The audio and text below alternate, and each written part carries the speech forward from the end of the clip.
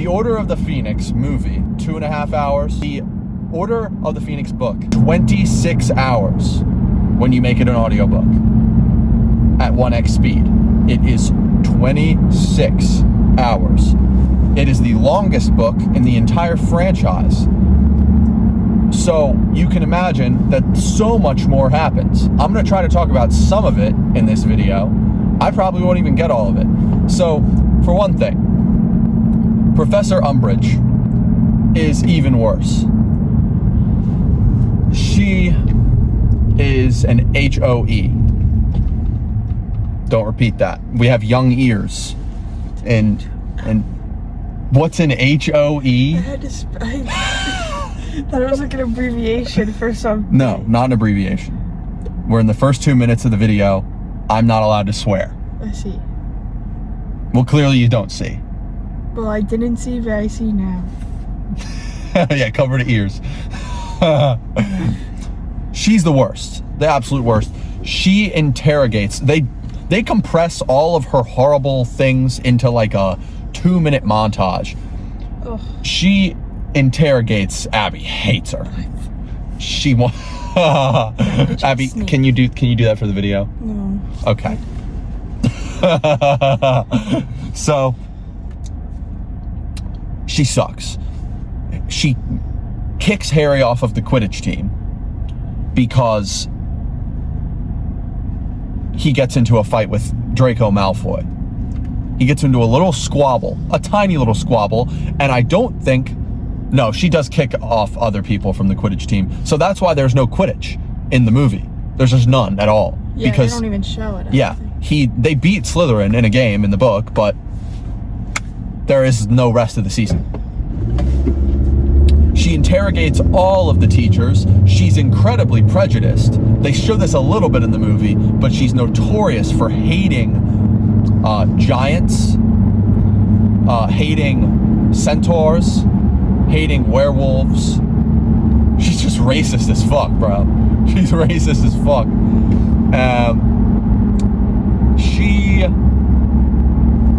When Harry gets the Dementors in the beginning of the movie, when he's with Dudley and the Dementors come,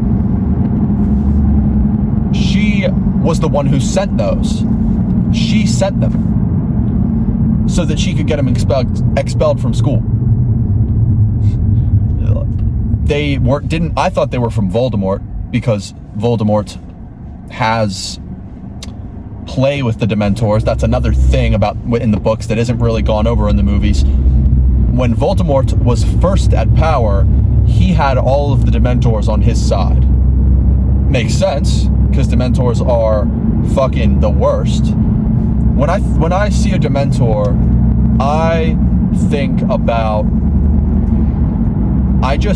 whenever I picture a Reddit, whenever I picture someone on Reddit, I picture a Dementor in my head.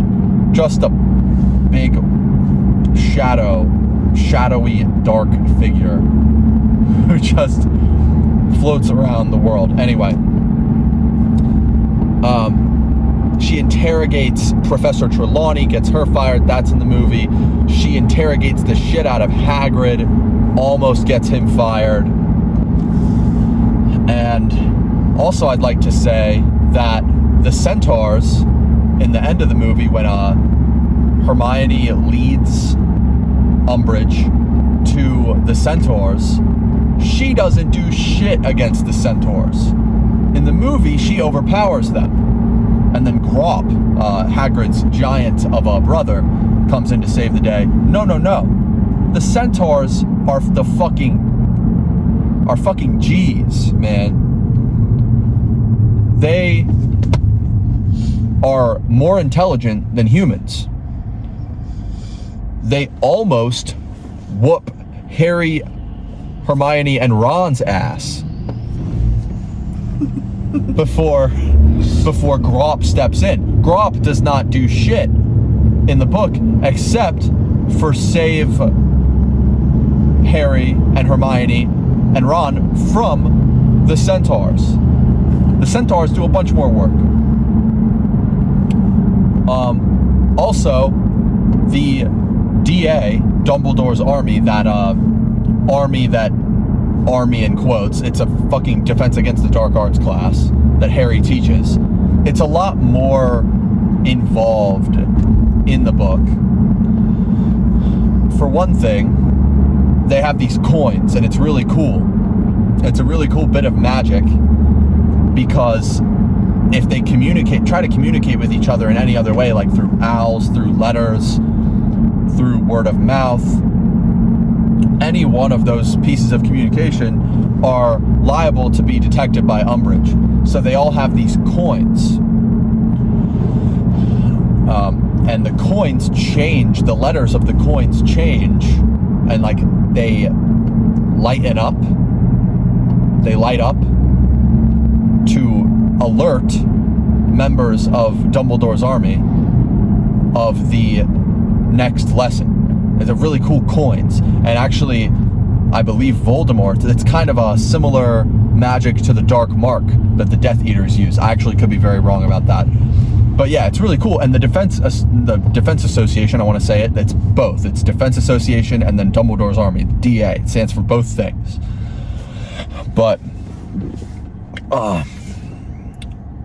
they're all such good friends. Like, they have so many meetings that they become really good friends, and it doesn't really show that, but they all become such good wizards and witches, and it's not Cho who gives them up.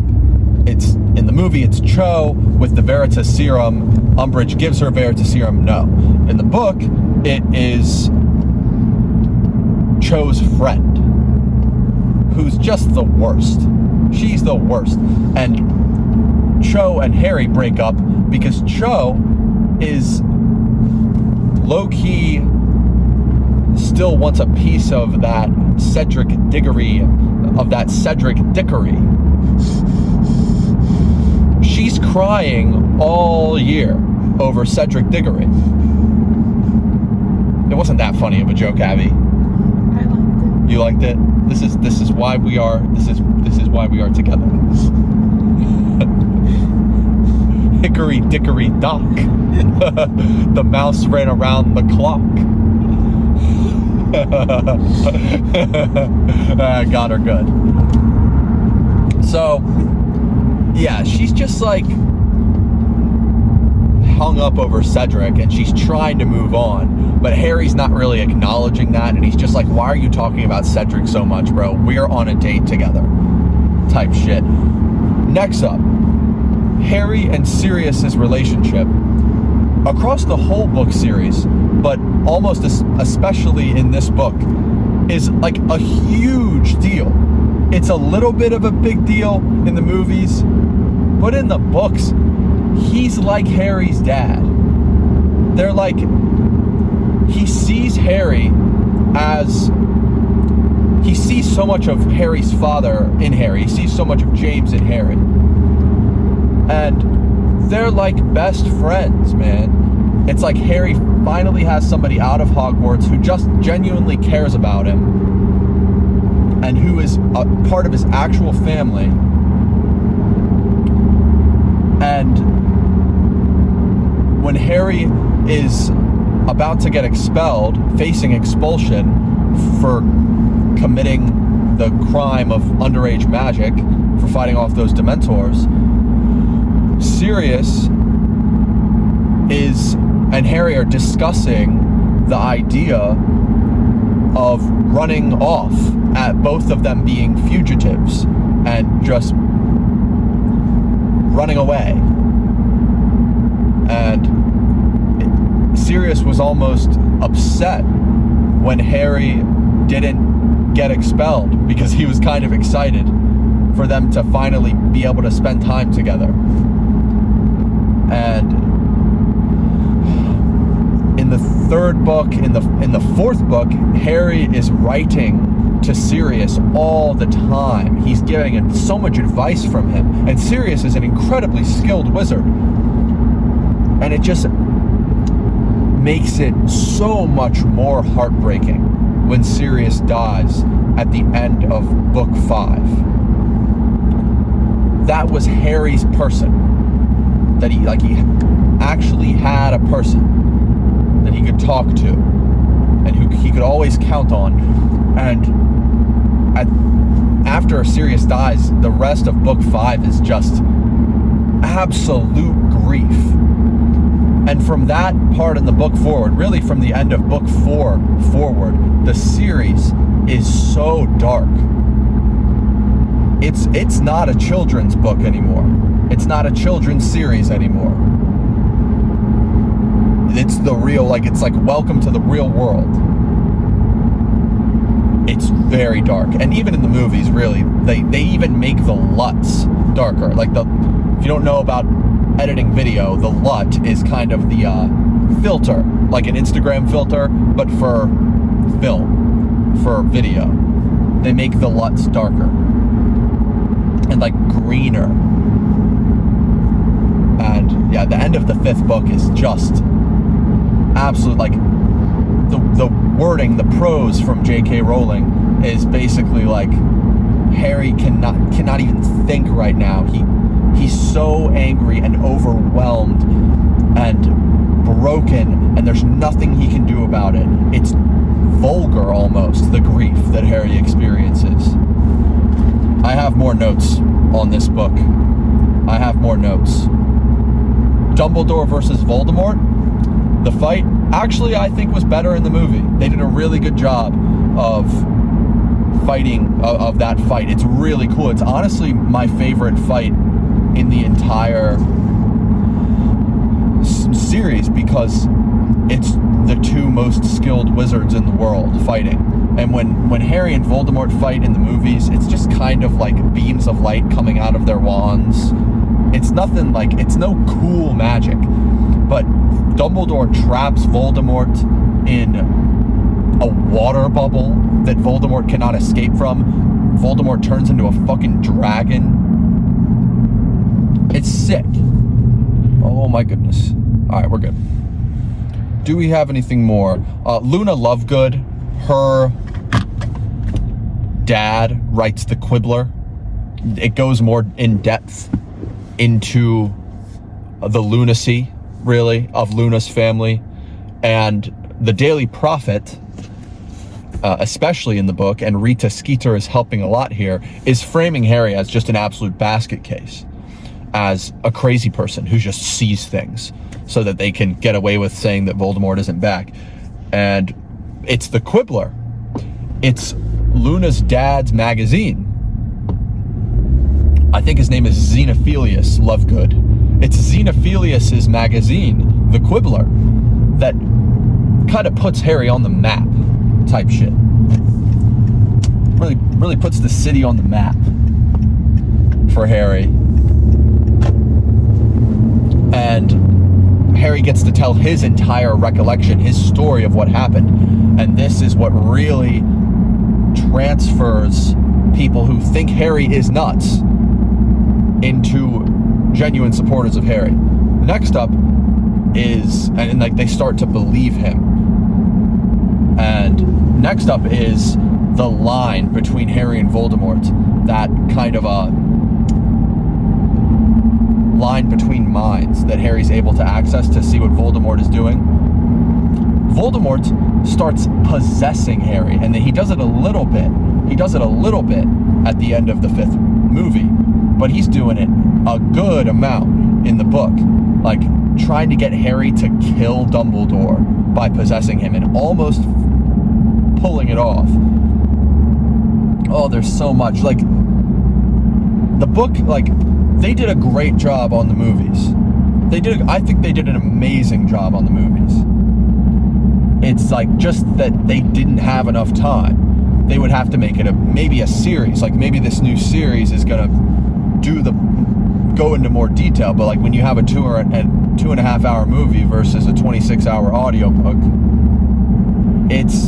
you're not going to be able to fit everything in. Also, there's Weasley is our king, which is really funny because Ron tries out for the Quidditch team in the 5th book. You don't see it until the 6th. He tries out for the Quidditch team, and the Slytherins make up a whole song when they find out that Ron is the keeper of the Quidditch team, called Weasley is Our King. goes, Weasley cannot save a thing. He cannot block a single ring. Something, something, something, sing. Weasley is our king. And it's pretty funny. It's pretty funny. I'm not gonna lie, even though I don't fuck with the Slytherins, you know? But it's a pretty good song. And I think Draco wrote it. I think Draco Malfoy wrote it. And, yeah, it's a good one. Let's see if I can think of anything else. You're just gonna have to sit through the silence of me trying to think. I'm sorry. You're gonna have to be an adult and learn how to have a fucking attention span. You decrepit swine. Yeah, that was I had to pull that out of my box of insults there. Really, I was adding a new one. I thought you were about to say you had to pull it out of your boxers. Yeah, pull it out of my ass. Out of my dick. Your bootay. Not my bootay. I don't have a bootay. I don't have a bootay. Up and out? Up and out. What goes up and out? That's how you pulled it out. You put your hand up. And grabbed the insult. And then pulled it out. And pulled it out. I feel like if I had to reach up my ass, I would try to make my hand as narrow as possible. No, I wouldn't make it like this. You like it. My butthole does not stretch that much. It's like the size of a softball. It's not the size of a softball. Like resting. Not resting. No. This is not true. That's why you have to run to the bathroom every time you have to poop. I do. You have 2 seconds before it just falls out. No, you're spinning things. I do have to run to the bathroom every time I have to poop. That is true. I have a difficult time holding my poo. I do not have irritable bowel syndrome. I used to shit my pants. What are you talking about? I used to shit my pants back in like first grade. Know. First grade. Why are you telling them? Because why not? I'm not ashamed of it. People poop their pants sometimes. I got no shame about it. She think I'm spoiled and I'm rich because I can have any bitch. Anyway. Yeah, first grade kindergarten, I had some poopy problems. And pre-kindergarten. When you're drunk. And when I was drunk last year, I did I did shit my pants at the 4th of July party, and it got all over the place, and it was a big mess. Call back to a previous video. You're gonna have to hunt for that one. I'm not linking it. I don't fucking care enough. Once I hit 2nd grade, I learned how to clutch. Yes, I toughened up, and then I did not shit my pants ever again. Maybe a couple sharts here and there, but those don't count as a full shitting of the pants. That has a whole other word for it.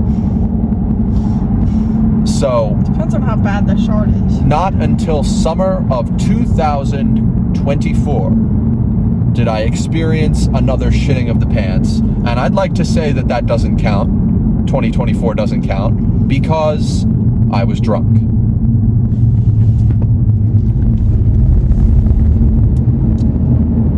Back to Harry Potter. I don't know if I have any more to say. I'm gonna think. I'm going to think, and you're just gonna have that's where we got here, is I was insulting them, calling them a decrepit swine. Yes. For not having an attention span. You're gonna have to have an attention span and just sit there, okay? Like a good boy. Sit there like a good little boy. Or, no, I don't want to call anybody a good girl. I don't want to call any of my viewers a good girl. That's a bit much.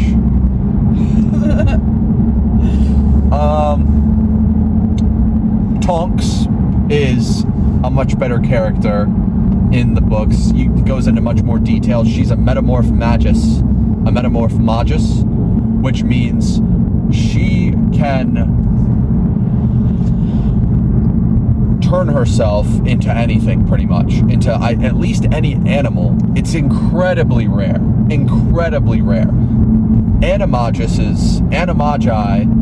as a whole themselves are rare, which is being able to turn yourself just into one specific animal and back. A metamorph magus can transform all kinds of shit about their appearance.